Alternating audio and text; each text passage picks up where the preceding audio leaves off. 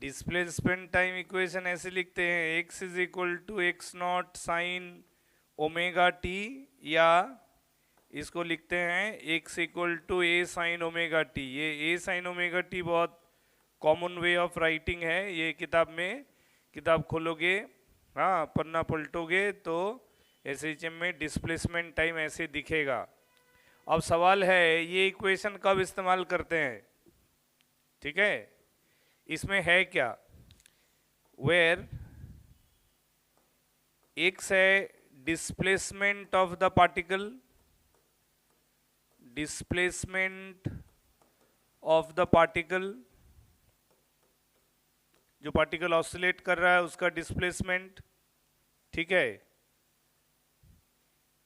ए है amplitude of oscillation, ये amplitude किसको बोलते हैं, बोलो, किसी को कोई आइडिया है एम्पलीट्यूड ऑफ ऑसिलेशन क्या है? Amplitude of oscillation according to the diagram O A और ओ बी, ये एम्पलीट्यूड है, यानी मीन पोजीशन से एक्सट्रीम पोजीशन का जो सेपरेशन है वो होता है एम्पलीट्यूड ऑफ ऑसिलेशन। यानी ऑसिलेट करते वक्त पार्टिकल मीन पोजीशन से जो मैक्सिमम डिस्प्लेसमेंट जाता है on either side of the mean position, उसको बोलते हैं एम्पलीट्यूड, ठीक है।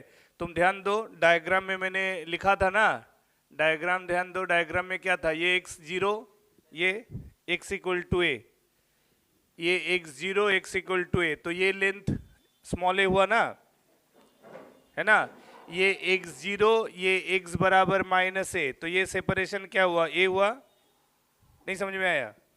अरे कोऑर्डिनेट कन्वेंशन में इस पॉइंट को मैंने क्या लिया, x इक्वल टू 0, और कोऑर्डिनेट ज्योमेट्री में इस पॉइंट को क्या लिया, x इक्वल टू a, तो यहां से यहां तक का दूरी कितना हुआ, a यूनिट, ठीक है।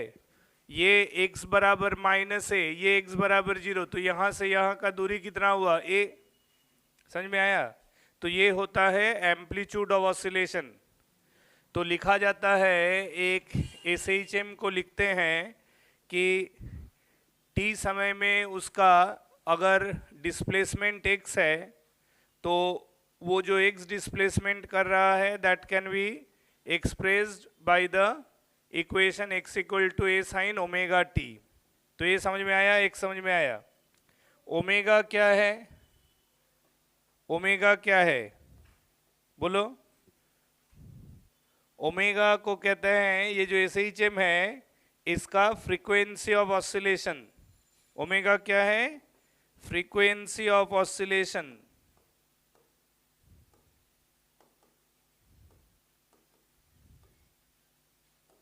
अच्छा, ये ओमेगा नेचुरल फ्रीक्वेंसी नहीं है, ठीक है, ध्यान से, ये कौन सा फ्रीक्वेंसी है, एंगुलर फ्रीक्वेंसी। ये एंगुलर फ्रीक्वेंसी, नेचुरल फ्रीक्वेंसी और एंगुलर फ्रीक्वेंसी में क्या मतलब अंतर है? नेचुरल फ्रीक्वेंसी का मतलब है नंबर ऑफ लीनियर वाइब्रेशंस पर सेकेंड, ठीक है, और एंगुलर फ्रीक्वेंसी का मतलब है नंबर ऑफ एंगुलर ऑसिलेशन, मतलब कितना बार एक पार्टिकल एक साइकिल पूरा करेगा। अगर एक पार्टिकल 1 सेकेंड में 5 साइकिल पूरा किया तो 5 साइकिल पर सेकेंड उसका नेचुरल वाइब्रेशन हुआ, तो उसका एंगुलर फ्रीक्वेंसी कितना हुआ, 2 पाई एन। ये ओमेगा क्या है, ये omega is equal to 2 pi n, where n is equal to number of vibrations और oscillations per second.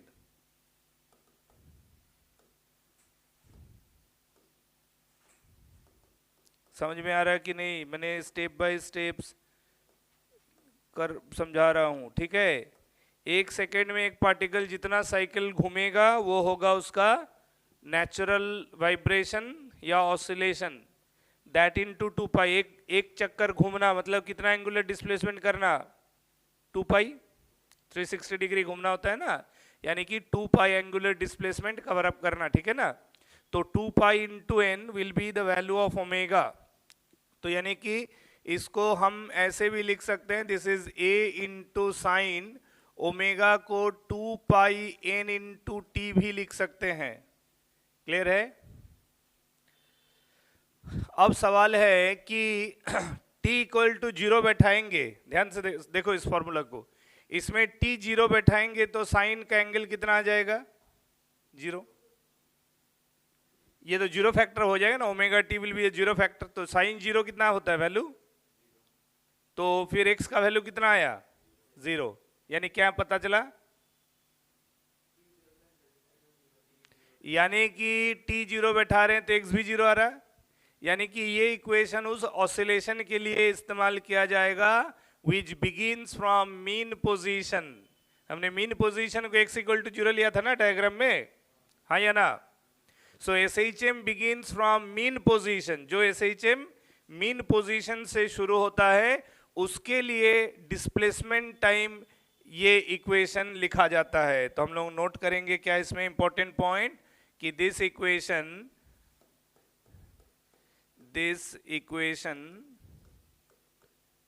Can be used for oscillations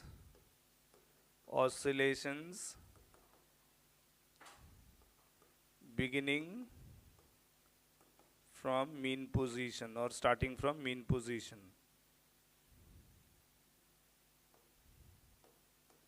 समझ में आया कि नहीं? ये मीन पोजीशन से शुरू होने वाला जो SHM होगा उसके लिए ही इस इक्वेशन का इस्तेमाल किया जाएगा। मान लो कभी कोई पार्टिकल ऑसिलेट कर रहा है लेकिन वो मीन पोजीशन पे नहीं बल्कि मीन पोजीशन से हट के कोई और पोजीशन से स्टार्ट कर रहा है, तो उसके लिए हम ये इक्वेशन इस्तेमाल नहीं कर सकेंगे। So limitation of this equation is provided if the SHM begins from mean position, then only to evaluate its displacement in t second, right, we can use this particular equation x equal to a sin omega t। Clear हुआ? ठीक है। अब सवाल है कि हम तो linear SHM का बात कर रहे हैं, यहाँ ये जो मैंने AOB का पाथ ड्रॉ किया वो एक स्ट्रेट लाइन है, तो फिर यहाँ ओमेगा क्यों आया, एंगुलर फ्रीक्वेंसी क्यों आया? एक पार्टिकल तो टू एंड फ्रो करेगा ना, वो कहाँ एंगुलर डिस्प्लेसमेंट कर रहा है? O से स्टार्ट करके B गया, B से वापस O होते हुए A आया और A से O आया, ऑसिलेशन पूरा हुआ। इसमें कहाँ वो एंगुलर मोशन किया क्या? तो फिर उसका भी इक्वेशन, उसका भी डिस्प्लेसमेंट को लिखने में ओमेगा क्यों इंट्रोड्यूस हुआ? This should be the conceptual point, ये दिमाग में आना चाहिए। अगर ये बात आ गया तो SHM का एक विजुअल इफेक्ट तुम्हारे दिमाग में बन गया। समझ रहे हो कि नहीं? तो ये SHM कोई भी हो, चाहे ये linear SHM to and fro वाला हो, SHM स्प्रिंग ब्लॉक के साथ मिलके बनाया जाए, SHM एक पेंडुलम का हो, है ना, SHM एक लिक्विड कॉलम को ऑसिलेट कराने का हो, समझ रहे हो? हर एक SHM में ओमेगा का टर्म आएगा ही आएगा। सवाल है क्यों? किताब खोल के देख लो, कोई भी किताब, चाहे SHM वो कोई भी सिस्टम का SHM है ना, उसका जो इक्वेशन राइटिंग है, डिस्प्लेसमेंट टाइम कहो, वेलोसिटी, एक्सेलरेशन, कुछ भी इवैल्यूएट करो तो उसमें ओमेगा का टर्म है ही है। कारण क्या है? Correct, uniform circular motion. Uniform circular motion एक स्टैंडर्ड पीरियोडिक मोशन है। यूनिफॉर्म सर्कुलर मोशन एक स्टैंडर्ड पीरियोडिक मोशन है। कारण है कि वो यूनिफॉर्म होने की वजह से उसका magnitude of tangential velocity constant रहता है, स्पीड कांस्टेंट रहता है। यानी कि उसको वो एक पार्टिकल अगर यूनिफॉर्म सर्कुलर मोशन में है तो पहला चक्कर लगाने में जितना समय लगेगा, दूसरा चक्कर में भी उतना ही, तीसरा में भी उतना ही, चौथा में भी उतना ही, एंड सो ऑन। ठीक है ना? तो इसका मतलब है लगातार एक सर्टेन टाइम के बाद वो अपना स्टार्टिंग पॉइंट पर वापस आ जाएगा, जितना बार उसको घुमाओगे, तो वो पीरियोडिक है। ठीक है? तो कह रहा है कि दुनिया भर में जितना SHM है वो प्राइमरीली एक पीरियोडिक तो है ही, उसमें एडिशनल कॉन्सेप्ट है कि उसमें रिस्टोरिंग फोर्स का भी मैकेनिज्म है। प्राइमरीली तो वो पीरियोडिक है ही। तो दुनिया में वो कोई भी SHM मोशन है, being it is primarily periodic, उसको एक यूनिफॉर्म सर्कुलर मोशन के साथ कंपेयर किया जा सकता है। समझे कि नहीं? एक यूनिफॉर्म सर्कुलर मोशन एक स्टैंडर्ड पीरियोडिक मोशन है, उसको हम इस्तेमाल कर सकते हैं to understand the complete behaviour of SHM। Logic क्या है? कारण दोनों ही पीरियोडिक है, SHM भी बाय प्राइमरी प्रॉपर्टी पीरियोडिक है, और यही जो भी SHM है उसका चाहे डिस्प्लेसमेंट का इक्वेशन लिखो, वेलोसिटी का इक्वेशन लिखो, एक्सेलरेशन का इक्वेशन लिखो, ठीक है। अगर उस SHM को कंपेयर कर लोगे एक उसी के टाइम पीरियड के बराबर वाला एक सर्कुलर मोशन के साथ, तो फिर तुमको हर SHM का डिस्प्लेसमेंट टाइम हो, वेलोसिटी टाइम हो, एक्सेलरेशन टाइम हो, लिखना आ जाएगा। जैसे MCQ में, एग्जाम में, JEE में MCQ में फंसाया जाता है, एक SHM के बारे में थ्योरेटिकली कह देगा और उसका प्रोबेबल इक्वेशन में 4 ऑप्शन डाल देगा। अब तुम तो 1-2 इक्वेशन पढ़ के गया है, अब सर खुजला रहे हो, वहाँ ये प्लस होगा या माइनस वाला होगा, या ओमेगा टी इसमें प्लस है, उसमें फलाना ऑप्शन में माइनस है, भाई क्या होगा? ठीक है, तो इक्वेशन राइटिंग का जितना वेरिएशन हो सकता है वो सब तुमको इक्वेशन लिखना आ जाएगा, प्रोवाइडेड अगर ये तुम कॉन्सेप्ट को सीख लो कि कैसे करके लीनियर इक्वेशन, ये जो लीनियर SHM है ना, ये तो ये लीनियर SHM का जो हमने डायरेक्ट छाप दिया पहले कि x बराबर a sin ओमेगा टी, तो भाई इतना समझ ले कि आता कहाँ से है, लिखा कैसे जाता है। तो देखो अब इसको, अब बहुत इंपॉर्टेंट चीज डिस्कस करेंगे, दिमाग लगा के एकदम शांति से सुनना देखना, ठीक है ना। इतना छाप लिया, बढ़िया। अब देखो, as per basic concept SHM being a periodic motion, ठीक है, मैं 2 पीरियोडिक मोशन को मान लो ले रहा हूं, ये एक यूनिफॉर्म सर्कुलर मोशन, ठीक है, और इसको कंपेयर करेंगे एक लीनियर SHM के साथ। तो ये हो गया हमारा वो लीनियर SHM, ठीक है। मान लो मैंने इसका टाइम पीरियड T माना, T1 है time period of circular motion, time period of circular motion, ठीक है ना। सर्कुलर मोशन का मान लो टाइम पीरियड T1 ले लिया, और ले T2 time period of linear SHM, time period of linear SHM, ठीक है। अब क्या किया, मान लो इसको अगर कंपेयर करना है, ये दोनों को अगर कंपेयर करना है तो कंडीशन क्या होना चाहिए? कंडीशन होना चाहिए इफ T1 बराबर T2, दोनों का टाइम पीरियड ऑफ ऑसिलेशन अगर सेम है, ठीक है, तो दोनों का टाइम पीरियड ऑफ ऑसिलेशन अगर सेम है तो सर्कुलर मोशन में एक पूरा साइकिल घूमने में, एक पूरा साइकिल घूमने का मतलब कितना पाथ लेंथ कवर करना? 2πr, है ना। और मतलब सरकमफरेंस पाथ लेंथ और एंगुलर डिस्प्लेसमेंट तो 2π हो गया। अब मान लो मैं ये जो यहाँ ऐसे दिखा रहा हूँ ये टोटल पाथ लेंथ है, अगर ये दोनों का टाइम पीरियड सेम है तो इसको एक साइकिल घूमने का मतलब पूरा 2πr घूमना पड़ेगा, और इसको एक साइकिल घूमने का मतलब है 4 एम्पलीट्यूड को ट्रेवल करना।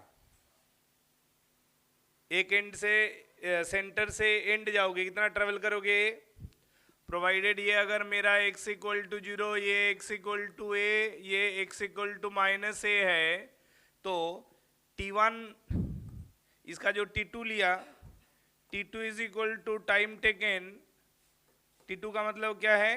Time taken to travel distance 4a, हाँ या ना बोल दो। 4 बार a ट्रैवल करेंगे ना, first a, second a, third a, fourth a, 4 a travel करेंगे तो टोटल पाथ लेंथ ट्रैवल करना होगा 4 टाइम्स एम्पलीट्यूड, एक ऑसिलेशन पूरा होगा। इसका एक ऑसिलेशन का मतलब है डिस्टेंस ट्रेवल्ड कंफरेंस पाथ लेंथ हो जाएगा 2 पाई r, और उसका लीनियर पाथ लेंथ होगा कितना 4a। क्लियर है? सबको समझ में आ रहा है? अब अगर ये दोनों सेम टाइम पीरियड का रेस्पेक्टिव पीरियोडिक मोशन है तो दोनों को कंपेयर करने का मतलब होता है, देखो जैसे हम कहते हैं ना कि लीनियर एसएचएम में पीरियोडिक मोशन में अ पार्टिकल जहां से स्टार्ट कर रहा है वो वहीं वापस आ जाएगा तो उसका एक ऑसिलेशन पूरा होगा। और एसएचएम का लैंग्वेज थोड़ा दूसरा है। एसएचएम कहता है कि एसएचएम इज पीरियोडिक, पहला तो बात है। दूसरा ये है कि एसएचएम कह रहा है कि during oscillation the instantaneous phase of the particle continuously changes. ये नया टर्म है। Instantaneous phase of the particle continuously changes and a particle is said to be repeating its starting phase. Particle is said to be repeating its starting phase once it's complete the oscillation. यानी कि एक oscillation पूरा होने पे particle अपना starting phase को repeat करता है। कहने का मतलब है कि एक ऑसिलेशन पूरा ना होने पे वो अपना फेज को रिपीट नहीं करता है। इसका दूसरा मतलब यही तो होता है, हाँ या ना? If the language says that a particle continuously changes its instantaneous phase and it comes back to its starting phase after completing one oscillation, तो इसका सीधा सा मतलब क्या है? A particle continuously keep on changing phase. तो phase of a oscillating particle क्या straightway उसका कोऑर्डिनेट पोजीशन को रिप्रेजेंट करता है? आंसर नहीं। क्यों नहीं? उसका मतलब समझ लो। जैसे एक पार्टिकल मान लो ये x इक्वल टू a/2 का एक पोजीशन हो सकता है कि नहीं हो सकता? तो भाई a/2 को पार्टिकल इधर जाते हुए भी क्रॉस करेगा, o से जब b जाएगा, हाँ या ना? वापस जब वो b से o होते हुए a की तरफ जाएगा, जब इधर जाएगा तब भी एक बार x इक्वल टू a/2 को टच करेगा कि नहीं? तो यानी एक स्पेसिफिक पोजीशन को वो 2 बार टच कर रहा है, इनफैक्ट बिफोर कंप्लीटिंग ऑसिलेशन, हाँ या ना? नहीं समझ में आया? एकदम समझ में आ जाएगा। मैं जा रहा हूं, दीवार तक गया, वापस आया, मैं ये लाइन को फिर से क्रॉस कर गया, तो क्या मेरा यहां से दीवार तक जाना और वापस आने में इस पॉइंट को मैंने टच तो कर लिया, लेकिन क्या मैं ऑसिलेशन पूरा करने के बाद टच किया? नहीं, उसके पहले ही टच कर लिया। तो यानी कि लीनियर एसएचएम में जो एब्सोल्यूट कोऑर्डिनेट पोजीशन है उसको 2 कंसेक्यूटिव टाइम में, मतलब 2 कंसेक्यूटिव इंस्टेंट में टच करने का जो गैप है वो टाइम पीरियड ऑफ ऑसिलेशन नहीं है। तुम ध्यान से सोचो ना, एसएचएम के बारे में अभी हम लोग रिगार्डिंग दिस पार्टिकल क्या पढ़े? पूरा ऑसिलेशन का मतलब क्या? ओ से बी जाना, बी से ए आना, ए से ओ वापस आना। तो इनफैक्ट O से B के बीच में कोई भी पॉइंट हम 2 बार तो टच कर ही रहे हैं बिफोर कंप्लीटिंग वन ऑसिलेशन, हाँ या ना? ठीक है, तो अगर मैं कहूं कि हाँ कर ही रहे हर पोजीशन को। इनफैक्ट मीन पोजीशन और एंड पोजीशन के बीच में कोई भी एक एब्सोल्यूट पोजीशन को हम एक ही ऑसिलेशन में 2 बार टच कर जाते हैं, एक बार मीन से एंड की तरफ जाते हुए और दोबारा एंड से मीन की तरफ वापस आते हुए। ठीक है, तो इसका मतलब ये नहीं है कि हम एक पॉइंट को 2 बार एक ही ऑसिलेशन में टच करके तो 2 टचिंग इंस्टेंट का गैप का इंटरवल को हम टाइम पीरियड नहीं कह सकते, है ना? तो फिर ये जो इंस्टेंटेनियस पोजीशन फेज का मतलब नहीं होता। फेज का एक्चुअल मीनिंग होता है एंगुलर पोजीशन, जो कि लीनियर एसएचएम में दिखता ही नहीं है। लीनियर एसएचएम में तुम कैसे कहोगे कि एक पार्टिकल O से B जा रहा है, उसका एंगुलर पोजीशन चेंज हो रहा है? तुमको कहां दिख रहा है भाई? एक ही चीज तो दिख रहा है कि particle heading towards and point continuously, कहां उसका एंगुलर पोजीशन चेंज होते हुए दिख रहा है? तो इसका मतलब है कि लीनियर एसएचएम में हमको एसएचएम डेफिनेशन का वो स्पेसिफिक टर्मिनोलॉजी नहीं समझ में आता है, संभव ही नहीं है। आर यू गेटिंग मी और नॉट? लेकिन एसएचएम स्पेसिफिकली कहता है कि SHM is that oscillation where phase of the oscillating particle continuously changes and every oscillating particle repeats its starting phase.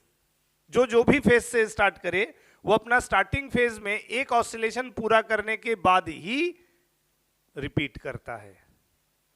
ये बात बहुत अच्छी तरह से हम लोगों को सर्कुलर मोशन में समझ में आता है। ये बात हम लोगों को बहुत अच्छी तरह से सर्कुलर मोशन में समझ में आता है, हाँ या ना? सर्कुलर मोशन में लगातार पार्टिकल अपना इंस्टेंटेनियस टेंजेंशियल डायरेक्शन वेरी करने लगा और अपना स्टार्टिंग डायरेक्शन वो रिपीट किया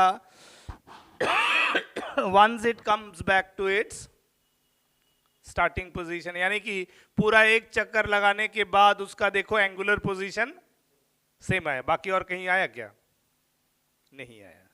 तो यानी कि जो एसएचएम का जो प्रॉपर टर्मिनोलॉजी है कि SHM is a periodic motion where instantaneous phase of the oscillating particle continuously changes and its repeats itself after completing one oscillation. ये हर एसएचएम का अगर डेफिनेशन है और इसको भली बाती समझ में आता है इन अ यूनिफॉर्म सर्कुलर मोशन।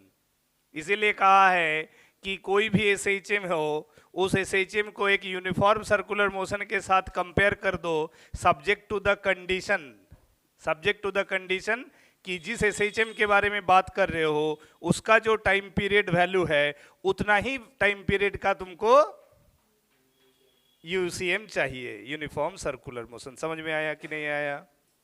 अगर तुम एक इक्वल टाइम पीरियड का यूनिफॉर्म सर्कुलर मोशन के साथ अपना स्पेसिफिक एसएचएम को कंपेयर कर दो तो तुमको अपने एसएचएम का हर वो एक इंडिविजुअल डिटेल मिल जाएगा। समझ में आया कि नहीं आया? ठीक है। इसके लिए होता क्या है, लीनियर एसएचएम में फेज वाला बात तो दिमाग में नहीं आया कि भाई कहाँ एक पार्टिकल एक पोजीशन से दूसरे पोजीशन पे जाते हुए तो एक ही तरफ जाते हुए देख रहे हैं, तो फेज का क्या मतलब है, कैसे समझेंगे कि फेज चेंज हो रहा? तो इसको समझने के लिए क्या किया जाए, ये जो एओबी जो लीनियर एसएचएम है इसको देखो, इसका एम्पलीट्यूड और इसका रेडियस बराबर है, तो इस एओबी को उठा के इसमें एक डायमीटर के जैसे बैठा दो। समझे कि नहीं समझे? एओबी जो कि लीनियर एसएचएम पाथ है उसको ले जाके एक डायमीटर के जैसे इस सर्कुलर मोशन में बैठा दो। क्लियर है? ऐसे उठाया, डाल दिया यहां डायमीटर, है ना? अब जो सेंटर ऑफ द सर्कल है वो लीनियर एसएचएम का मीन पोजीशन है। अब जो and point of the linear SHM है वो सर्कुलर मोशन का पेरिफेरी पॉइंट है, दोनों ए बी। अब ध्यान से देखो अब होगा क्या, अब हमने क्या किया, दो आइडेंटिकल पीरियोडिक मोशन, दो periodic motion identical in terms of the time period. क्या है कि सर्कुलर मोशन का जो अपना टाइम होगा लीनियर एसएचएम का भी उतना ही टाइम होगा, है ना? अब क्या करें, लीनियर एसएचएम में ये बात तो नहीं समझ में आता है कि एक पोजीशन से दूसरे पोजीशन में जाते हुए भाई कैसे फेज चेंज होता है। इस बात को समझने के लिए linear SHM with a certain time period को इंपोज कर दिया as a diameter of uniform circular motion which is having same time period as that of linear SHM. और इसलिए क्या करते हैं, लीनियर एसएचएम वाला पार्टिकल जो कि मीन पोजीशन से शुरू करता है टुवर्ड्स एंड पॉइंट, जिसका करस्पॉन्डिंग इक्वेशन मैंने बताया कितना होता है, इक्वेशन बताया ना, डिस्प्लेसमेंट टाइम इक्वेशन क्या लिखाया, x = a sin omega t provided if it starts from mean position. तो वही एसएचएम जो मीन पोजीशन से स्टार्ट हो रहा है heading towards its end B, उसको स्टार्ट किया ये, और यहां से स्टार्ट करा दिया यूनिफॉर्म सर्कुलर मोशन। देखो दोनों का डायरेक्शन सेम है, कह सकते हैं एट t = 0, एट t = 0, ये t = 0 में दोनों पार्टिकल हमको दिख रहा है, they are in same phase, same direction है, हाँ या ना? क्लियर है? समझ में आ रहा है? अच्छा, दोनों का अगर टाइम पीरियड सेम है, दोनों अपना रेस्पेक्टिव ऑसिलेशन पूरा करने में इक्वल टाइम लेगा, तो दोनों वापस अपने सेम फेज में बिल्कुल एक साथ आएगा। फिर से सुनो बात को, दोनों सेम फेज में स्टार्ट किया, एक ने मीन पोजीशन से स्टार्ट किया, एक सरकमफरेंस का पॉइंट से स्टार्ट किया, दोनों सेम फेज। इसको समझाने के लिए अगर फेज एंगुलर डायरेक्शन है तो दोनों को पैरेलल ड्रॉ किया, तो पैरेलल बनने के लिए क्या है कि सर्कुलर मोशन का ये पॉइंट का टेंजेंशियल डायरेक्शन इस पाथ के साथ पैरेलल होगा। तो एसएचएम को, सर्कुलर एसएचएम को, सर्कुलर पीरियोडिक मोशन को यहां से शुरू किया, ठीक है। लेट ये P1 है, ये B, ये दूसरा डायमेट्रिकली ऑपोजिट पॉइंट P2, यानी इसका total path length P2 P1 B P2A P1, ठीक है। और इसका total path length OB BOA AO, हाँ या ना? बाउंस हो रहा क्या? बाउंस हो रहा? दत्त तरीका उलूंग रिस्पॉन्ड कर रहा ज्यादा बाउंस हो गया समझ में आ रहा कि नहीं सबको? বলছি দুটো পেরিয়ডিক মোশন ইকুয়াল টাইমের ডেফিনেশন ওয়াইজ এখন কি বললাম যে লিনিয়ার এসএইচএম এ আমরা এক পয়েন্ট থেকে এন্ড পয়েন্ট মানে মিন পজিশন থেকে এন্ড পর্যন্ত যাওয়া পর্যন্ত আমরা change in direction of motion বুঝতে পারছি কি? পারা সম্ভব কি? সম্ভব না। অথচ এসএইচএম এর ডেফিনেশন হচ্ছে যে ওয়াইল অসিলেটিং মোশন, পার্টিকেল যখনই নিজের অসিলেটিং পাথে এক পাও এগোবে, এক পাও পিছবে, তার ফেজ চেঞ্জ হবে। তাহলে ফেজ যদি সরাসরি লিনিয়ার ডাইরেকশনকে ইন্ডিকেট করে, তাহলে লিনিয়ার এসএইচএম এ তো বোঝা যাচ্ছে না। একটা পার্টিকেল মিন পয়েন্ট থেকে এন্ড পর্যন্ত যেতে গিয়ে তা একই ডাইরেকশনে ছুটছে, তার কোথায় ডাইরেকশন চেঞ্জ হলো? তাহলে কি করে বুঝবো লিনিয়ার এসএইচএম এ যেটা এসএইচএম এর প্রপার্টিকে রিফ্লেক্ট করছে? বুঝতে পারছো কি পারছো না?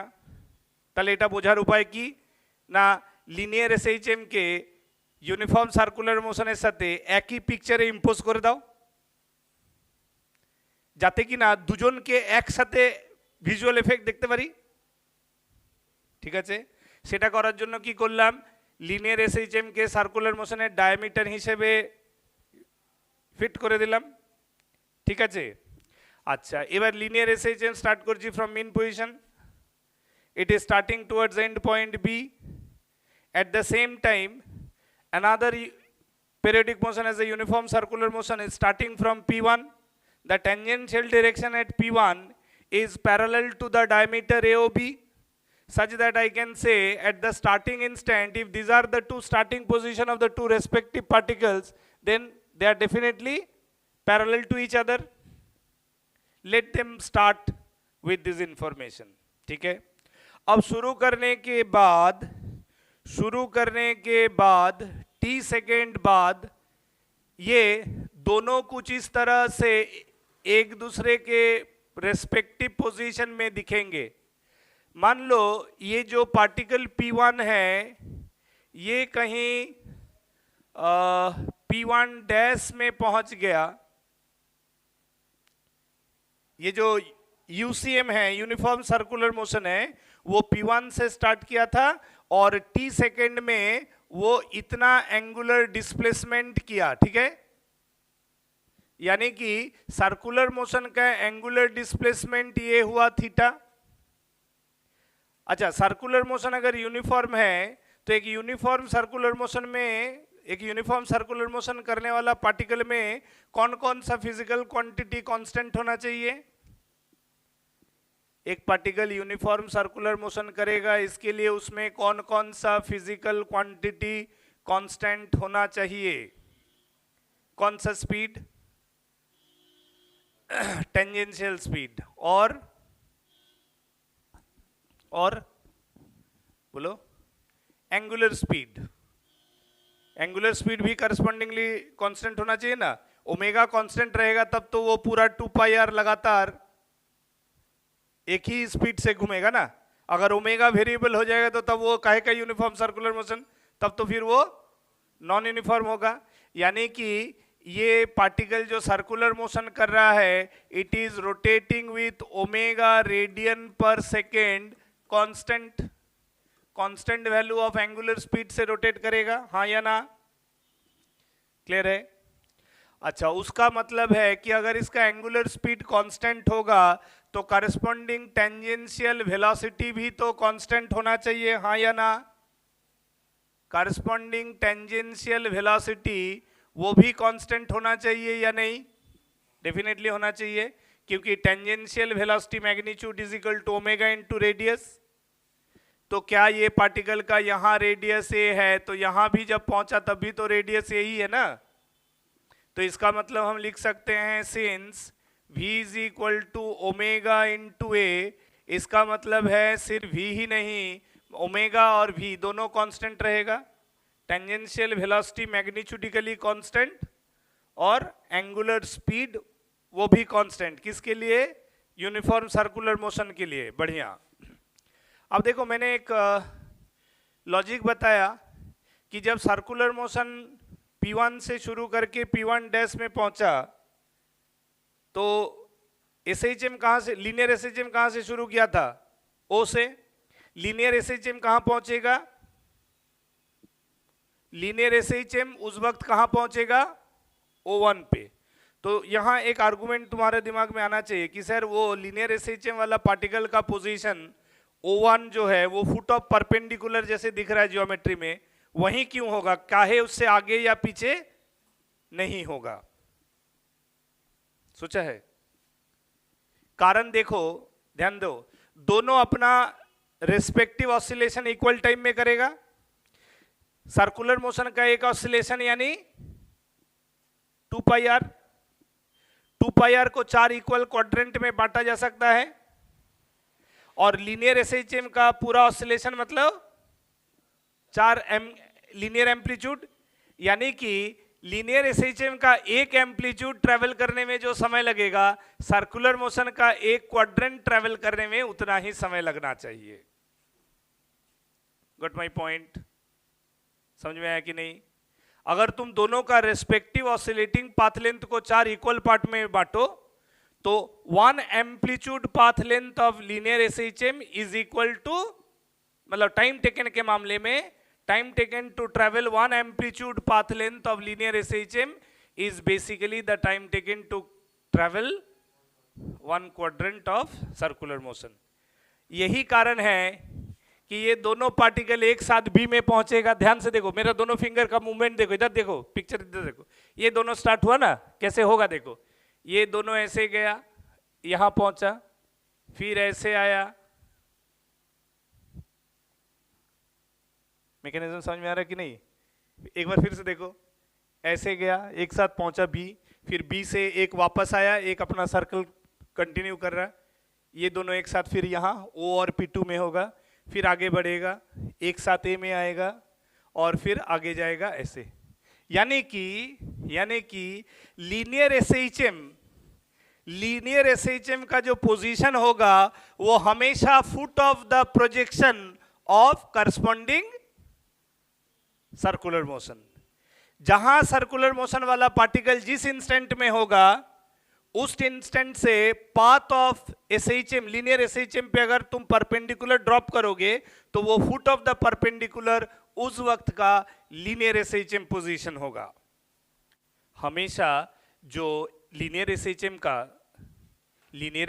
जो इंस्टेंटेनियस पोजीशन होगा अलोंग दिस डायमीटर पाथ, वो सर्कुलर मोशन का पॉइंट ऑफ प्रोजेक्शन होना चाहिए।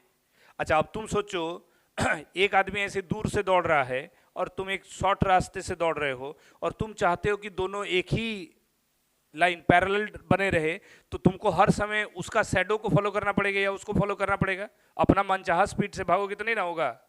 इसका मतलब हुआ कि इसका हर वक्त का जो इंस्टेंटेनियस वेलोसिटी है वो कौन सा होगा?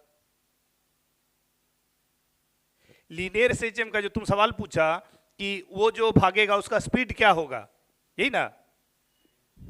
नहीं, टेंजेंशियल नहीं, उसका हर वक्त का इसका जो टेंजेंशियल सर्कुलर मोशन तो कह रहा है कि मैं अपना टेंजेंशियल वेलोसिटी कांस्टेंट रखूंगा, तब जाके मैं एक चक्कर लगातार इक्वल टाइम में कंप्लीट कंटिन्यू कर पाऊंगा।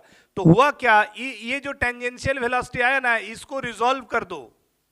ये भी है, ज्योमेट्रिकली ये थीटा हो गया, तो फिर ये भी थीटा, ध्यान से देखो, होगा ना, ये थीटा हो गया, तो फिर ये 90 माइनस थीटा, ये फिर से थीटा, हाँ या ना, तो ये कितना हो गया, यानी कि at O1 the velocity of SHM is numerically equal to v cos theta of this geometry। का सर्कुलर मोशन का जो इंस्टेंटेनियस पोजीशन का जो टेंजेंशियल वेलोसिटी होगा, उसको उस पोजीशन के थीटा के हिसाब से रिजॉल्व करोगे। जो वेलोसिटी पाथ ऑफ SHM से पैरेलल होगा, वही वेलोसिटी को लीनियर SHM एक्सेप्ट करेगा। ये मेरा वेलोसिटी है, समझ में आया कि नहीं आया? यानी कि लीनियर SHM कह रहा है कि हमारा पाथ में हमारा इंस्टेंटेनियस वेलोसिटी सर्कुलर मोशन का इंस्टेंट नहीं, बल्कि सर्कुलर मोशन का वेलोसिटी का वो कंपोनेंट जो हमारे पाथ से पैरेलल होगा, उसी को कॉपी करना है एज माय वेलोसिटी, दूसरे को नहीं कॉपी करना है। समझ रहे हो कि नहीं समझ रहे हो? कारण तुमको ये भी सोचना है, सर्कुलर मोशन तो अपना कांस्टेंट टेंजेंशियल स्पीड मेंटेन करके दौड़ रहा है, लेकिन लीनियर SHM को तो भाई O से B गया तो B से उसको वापस भी तो लौटना है।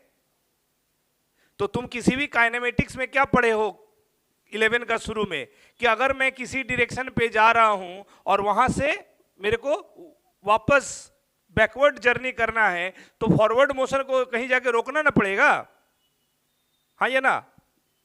तो इसका वेलोसिटी लीनियर SHM में O से B के तरफ जैसे जैसे जाएंगे, लीनियर वेलोसिटी क्या होना चाहिए?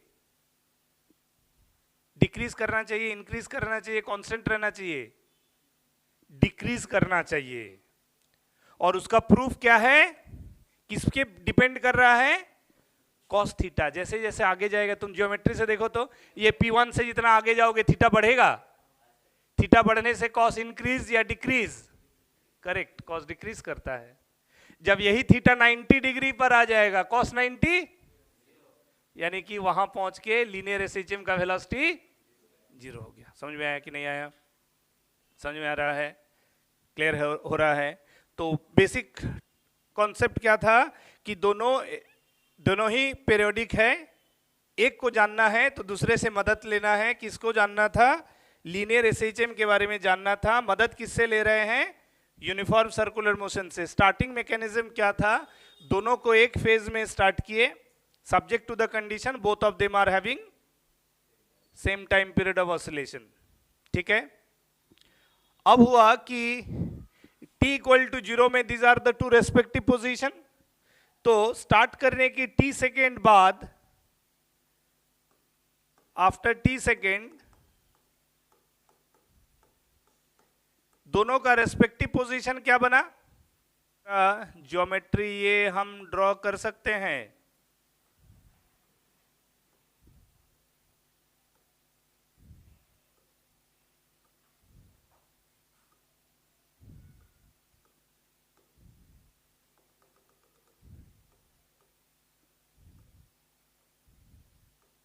ये ड्रॉ कर सकते हैं geometry, triangle of O1P P1 dash. Diagram को देखो, O1 P1 डैश, ठीक है। सर्कुलर मोशन कहां से कहां गया? P1 से P1 dash, describing an angle at centre equal to theta. उतना समय में लीनियर SHM कितना ट्रेवल किया? O से O1। Let this is the displacement of the particle in t second, let it be x, या तुम चाहो तो उसको y भी लिख सकते हो, क्योंकि हम उसको y एक्सिस के हिसाब से दिखा रहे हैं। ठीक है, अब ध्यान से देखो, ये तुम्हारे पास right angle triangle O1 P1 dash है। O1 थीटा के रेस्पेक्ट में perpendicular side, OP1 dash hypotenuse. तो क्या हम इस ट्रायंगल में, ट्रायंगल O1 P1 डैश, क्या मैं लिख सकता हूं sine of theta is equal to O01 by OP1 dash, हाँ या ना? Sine of theta sine of acute angle in right angle triangle होता है ना, परपेंडिकुलर टू हाइपोटेन्यूज, हाँ या ना? होता है बिल्कुल। तो तब हम साइन थीटा को यहां लिख सकते हैं ना x बाई ए। अब देखो ये जो एंगुलर डिस्प्लेसमेंट थीटा हुआ, पार्टिकल जो P1 से जो P1 डैश पहुंचा, एंगुलर डिस्प्लेसमेंट थीटा, ये सर्कुलर मोशन में मैंने लिखा था ना ओमेगा कांस्टेंट है। बंद करो। एंगुलर डिस्प्लेसमेंट को लिख सकते हैं ना constant angular speed into time. अगर x is equal to v लिख सकते हैं, डिस्प्लेसमेंट बराबर वेलोसिटी इनटू टाइम, तो एंगुलर डिस्प्लेसमेंट बराबर एंगुलर वेलोसिटी इनटू टाइम लिख सकते हैं, बिल्कुल लिख सकते हैं। तो इसका मतलब है कि अगर मैं थीटा को ओमेगा इंटू टी लिखूं, तो तब देखो तो ये वाला फॉर्मूला फिर लिखा जाता है x बराबर a साइन थीटा। ऑप्शन मैंने कहा था कि particle starts SHM from mean position, कोई भी SHM जो मीन पोजीशन से शुरू होता है, ठीक है, वो अगर t सेकेंड में मीन पोजीशन से आगे टुवर्ड्स एंड पॉइंट एक डिस्प्लेसमेंट x ट्रैवल कर ले, तो वो x को लिखा जाता है कितना, बोलो, amplitude into sine of omega into T. अब लीनियर SHM में कहीं ओमेगा का कैरेक्टर था, लेकिन आ गया इक्वेशन में, और वो ओमेगा किसका है ना, constant angular speed of the corresponding UCM। समझ में आया कि नहीं आया, हाँ या ना? तो इस तरह से हम लोग एक displacement time equation of SHM को डिराइव करते हैं with the help of uniform circular motion which is also periodic. ठीक है, क्लियर है?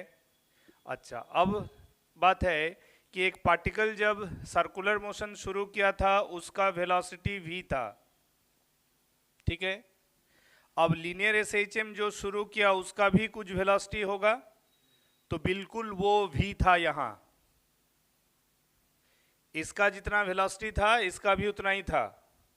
अब जब ये P1 पॉइंट पर आया तो P1 पॉइंट पर आके सर्कुलर मोशन का टेंजेंशियल तो भी रहा, लेकिन उसका रिजोल्यूशन किया तो पता चला कि पाथ ऑफ SHM से जो पैरेलल वाला वेलोसिटी है वो v cos थीटा, और टुवर्ड्स द SHM पाथ जो है वो v sin थीटा हुआ।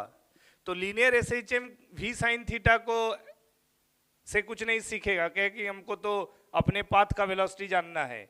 तो जब पार्टिकल O पे चला था तब वो लीनियर SHM के बराबर था, जब वो O1 पर आया तो उसका जो उस इंस्टेंट का वेलोसिटी है वो फिर से उस वक्त का सर्कुलर मोशन का जो वेलोसिटी उसके पाथ से पैरेलल है उसके बराबर का है। समझ में आया कि नहीं?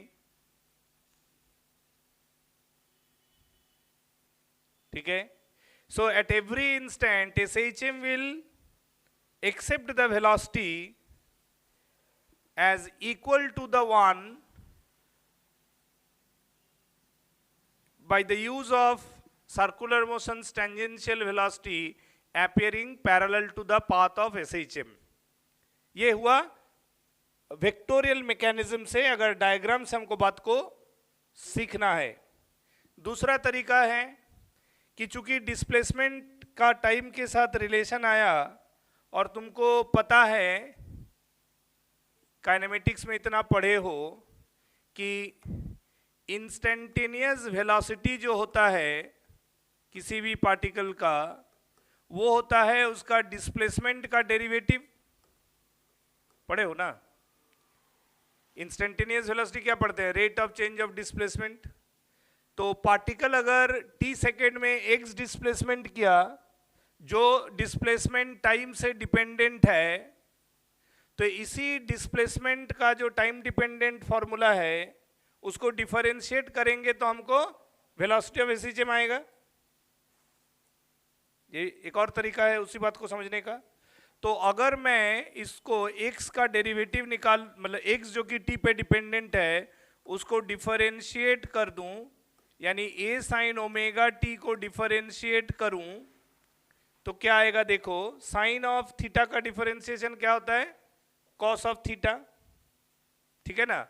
a कांस्टेंट है तो एज अ कोफिशिएंट वो बाहर रहेगा, और इसका डिफरेंशिएशन हो जाएगा cos of omega T that into omega. ये चेन रूल है।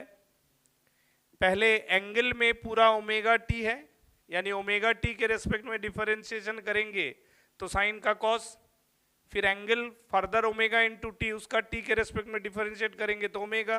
तो फाइनली कितना आया? ये ए ओमेगा कॉस ओमेगा टी।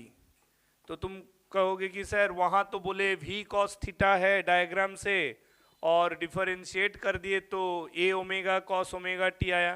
तो भाई अलग थोड़े ही हुआ। मैंने लिखा था ना यहाँ कि instantaneous tangential velocity of S H M that is nothing but other than omega a और ए ओमेगा। तो यहाँ जो डायग्राम के हिसाब से आया था v cos थीटा, उस v को मैं a इंटू ओमेगा लिख सकता हूँ ना, और ये थीटा को ओमेगा टी लिख सकता हूँ ना, तो आया ना वही।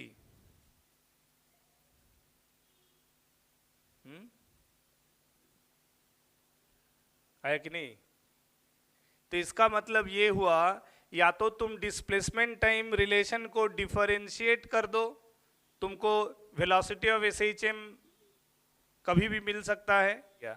अब इतना तय है, इतना तो समझ में आ रहा है। This implies that velocity of S H M, velocity of S H M decreases, है ना।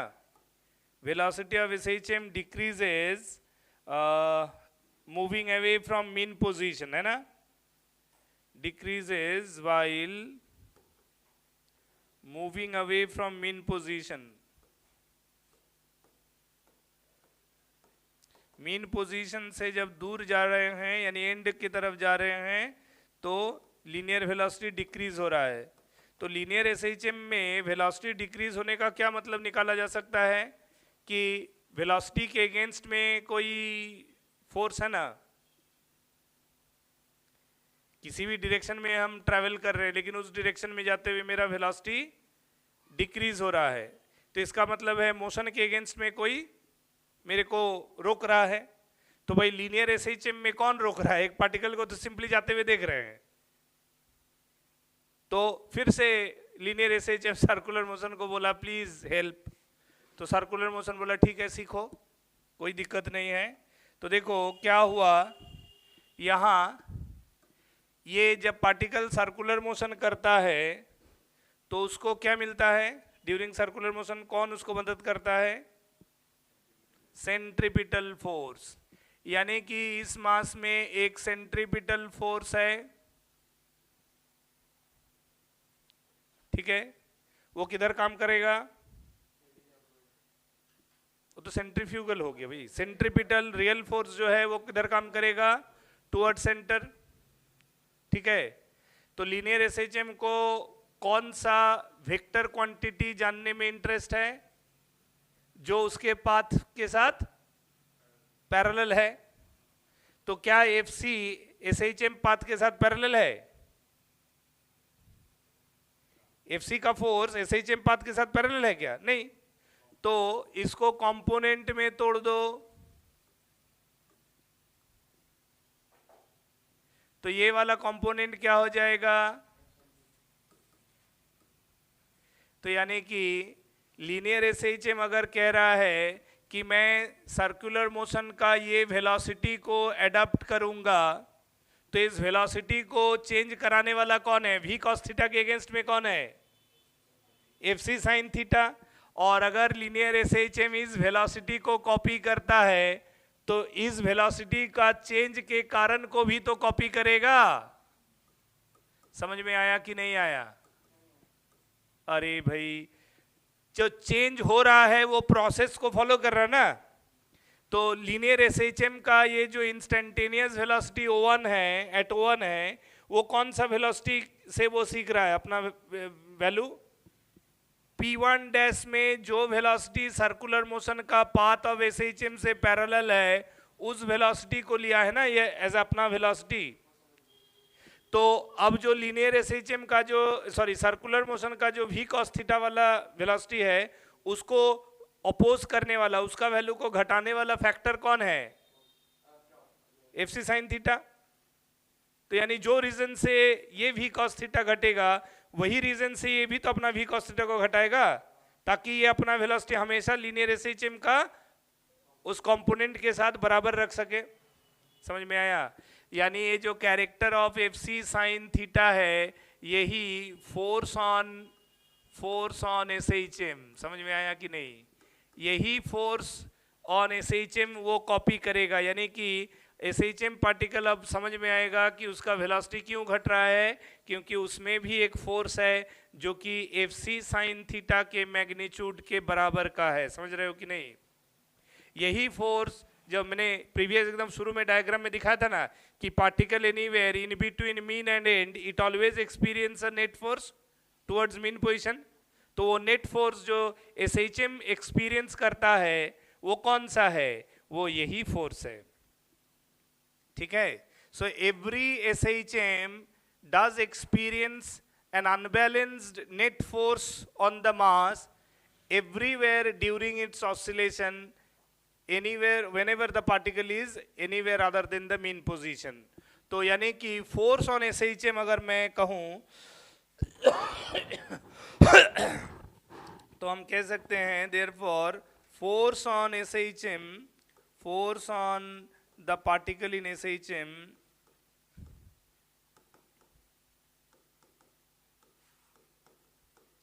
तो वो कितना हुआ? वो हुआ माइनस FC sin थीटा। अगर मैं डायग्राम को कॉपी कर रहा हूं तो, है ना, डायग्राम से डेवलपमेंट जो है उस हिसाब से ये FC sin theta must be the force. Negative क्यों लिख रहा हूं? क्योंकि हमने डिस्प्लेसमेंट को away from mean position positive लिखा। मैंने away from mean position displacement को पॉजिटिव लिखा ना, तो ये फोर्स किधर डेवलप किया? अपोजिट, तो नेगेटिव। तो माइनस FC sin थीटा। अब ये माइनस FC क्या है? FC centripetal force. Centripetal force का एक्सप्रेशन क्या होता है? mv²/r। r क्या है? a into sine theta. Sine theta geometry वाली क्या था? x/a था ना, प्रीवियस डेरिवेशन में क्या था? साइन थीटा x/a था। हाँ या ना? तो अगर इसको x/a लिख दिया तो क्या आ गया? देखो ये हो गया माइनस mv²/a² इंटू x। ये v क्या था? Tangential speed of the circular motion. a क्या है? Radius. v equal to omega a था ना, तो v/a को ओमेगा लिखा जा सकता है। v अगर ओमेगा ए है तो v/a को ओमेगा लिख सकते हैं ना, तो यानी कि ये लिखा जा सकता है माइनस m इंटू ओमेगा² x। समझ में आया? तो यानी कि एक SHM में जो फोर्स होता है वो ध्यान से देखो, वो expression wise mass into square of the angular frequency of oscillation into its displacement from mean position. यानी पार्टिकल ये जो फोर्स है ये FSHM जो है, this implies that FSHM is directly proportional to -x। ध्यान से देखो, -x के कारण m⍵² तो कांस्टेंट है। ये एक्सप्रेशन में m⍵² कांस्टेंट है ना, तो x वेरिएबल है। x क्या था? Displacement from mean position. तो यानी एक पार्टिकल मीन पोजीशन से जितना ज्यादा डिस्प्लेसमेंट में होगा उस पर मैग्नीट्यूड ऑफ SHM फोर्स उतना ज्यादा होगा। समझ में आया? More the particle moves away from the mean position, more the force is applied on it to resist its motion going away from mean position। समझ में आया? तो तीन चीज हम लोग सीखे। Displacement of a particle does depend on the angular position of corresponding circular motion। instantaneous velocity क्या होता है? a omega cos omega t। और फोर्स जो रिस्टोरिंग फोर्स, ये फोर्स ऑन एसएचएम जो है, यानी कि यही रिस्टोरिंग फोर्स है, समझ में आया कि नहीं? तो ये जो restoring force that is equal to minus m omega square into displacement.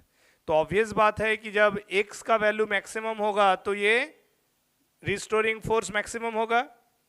तो रिस्टोरिंग फोर्स मैक्सिमम क्या होगा? इसका मतलब एम ओमेगा स्क्वायर है। x का मैक्सिमम वैल्यू क्या होगा? When particle will reach the end point. ठीक है, तो हम लोग लिख सकते हैं this restoring force maximum value of restoring force,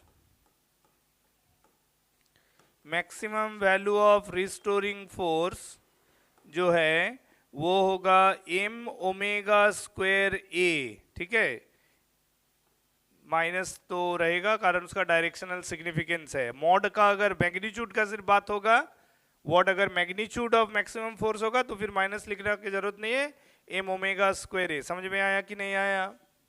ठीक है, अच्छा ये अगर फोर्स का एक्सप्रेशन है, therefore acceleration of particle in SHM कितना होगा? Acceleration of particle in SHM, right, M cancel, M को जरूरत नहीं है, माइनस ओमेगा स्क्वायर एक्स।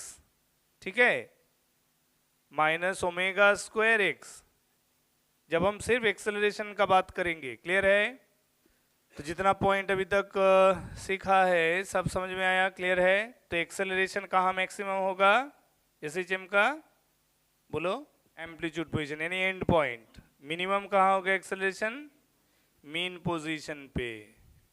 अच्छा, वेलोसिटी मैक्सिमम कहाँ होगा एसएचएम का? मीन पोजीशन में। मिनिमम कहाँ होगा? मैक्सिमम वेलोसिटी कितना है?